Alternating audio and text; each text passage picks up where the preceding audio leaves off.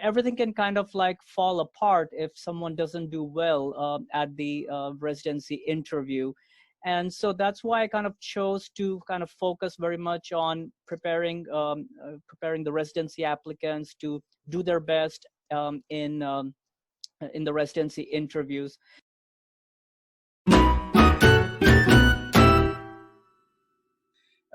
Dr. Varuna Agrawal, also known as Dr. Ed, is a nephrologist, currently working at the University Hospital in Burlington, Vermont.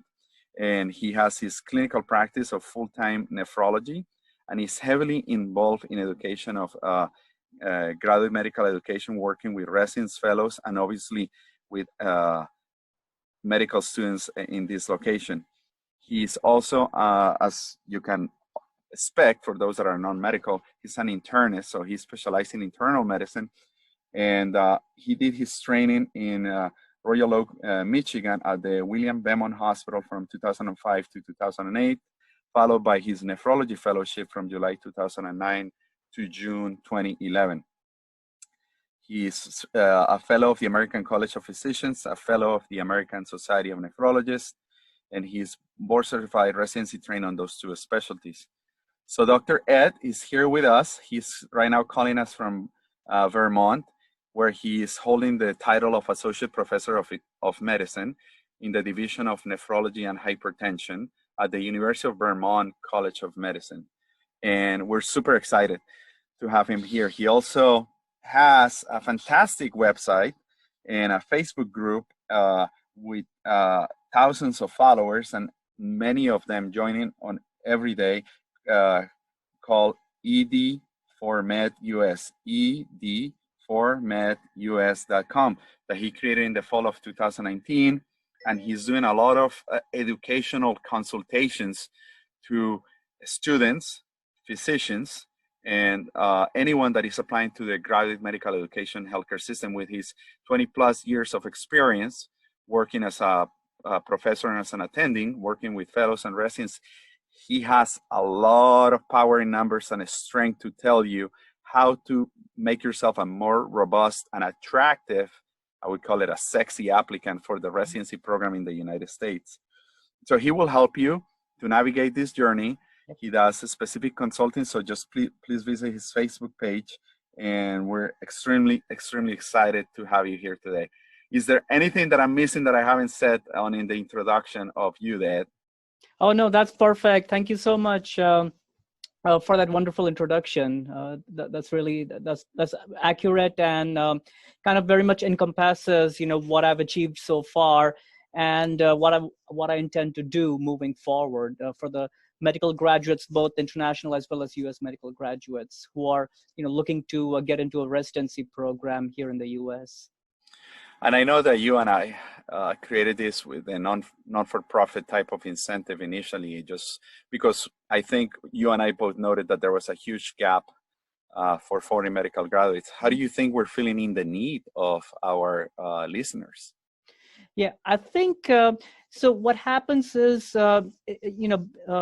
international medical graduates, they have, quite limited knowledge of the ground reality of things here in the US. I mean, yes, there is the internet, there's a lot of information, but what actually is happening down here is kind of not really, distilled and, handed out to them, unless they start, really pursuing US clinical experience. And, and what's happening and what I'm kind of looking online, there are now some services or like middlemen, middle people who are kind of like hoping to like, get an international medical graduate into a US clinical experience, like an observership or an externship. And those are quite expensive. I mean, those costs are, are clearly available on the websites, and, and can kind of go up to like thousands of dollars. And so while that is helpful, besides the scores and everything, if, everything can kind of like fall apart if someone doesn't do well at the residency interview. And so that's why I kind of chose to kind of focus very much on preparing the residency applicants to do their best in in the residency interviews. And I think what you and I are doing, Alonso, is that we're kind of trying to keep this very affordable for the medical graduates who already have so much of a debt burden. And I really didn't feel it was ethical of me to start charging thousands of dollars for a consultation, but just enough to kind of keep my passion in helping out others, and just so that we can kind of continue to develop more collaboration with other folks like you and I who want to help out medical graduates. And so, what kind of population of listeners you're trying to reach to? Because in general, pretty much all of my listeners have agreed that you're required to have someone like you or me, an immigrant, to have a United States-based physician with experience on helping you through the coaching process of making it into the residency program, correct? Yes, exactly. I mean, I think that's why, since I started my my Ed4MedUS.com and the Facebook group, I think that's what especially the applicants who applied, for the 2019-2020 residency match.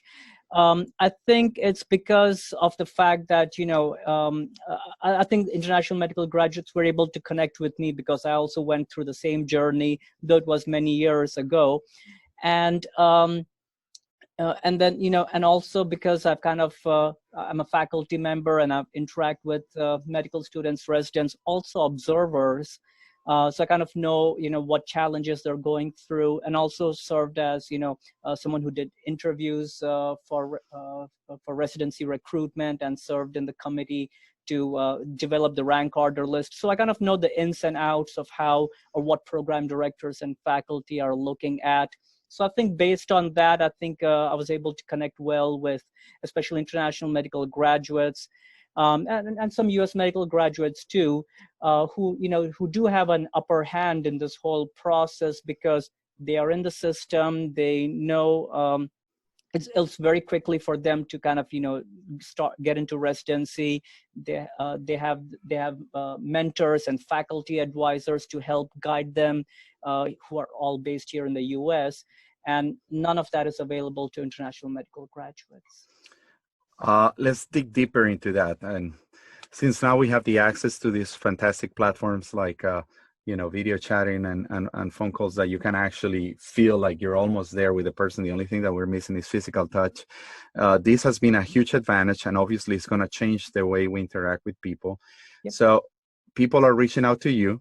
I know that you specialize on face-to-face interactions via this media. Mm-hmm. What are the most common concerns that people reach out to you with? Are these people like on their first attempt, they never done it, I want to get coach and train, or is people that already had failures, that they have failed using other methods? What kind of applicants are you getting to your website and your consulting? Right. I'm kind of seeing, a spectrum of, residency applicants. So yes, I've kind of interviewed folks who just came out of med school, and also I've interviewed folks who are like 4 years, 5 years out of med school and had to, either were not successful in matching or had to interrupt their whole residency pursuit because of maybe something in the family or other reasons. So, so I've kind of I've seen kind of all kind of applicants really. Wow, that's very exciting. I know you're very active on the internet. I'm actually remarkably impressed about the fact of how much good content and material you're posting on daily basis. How a busy practicing physician with a busy nephrology practice running a residency program, assisting to run a residency program, rounding with the fellows and residents, how do you get time to do all this for people? I mean, I think it's important to be consistent in one's efforts. So if I just post something a month and not post for 2 months, people are not gonna appreciate what, what I can do and how I can help others. So I kind of keep looking for content, any piece of news, newsletter on Twitter or Facebook, other groups, anything that I feel is relevant to the residency applicants, and could help them out.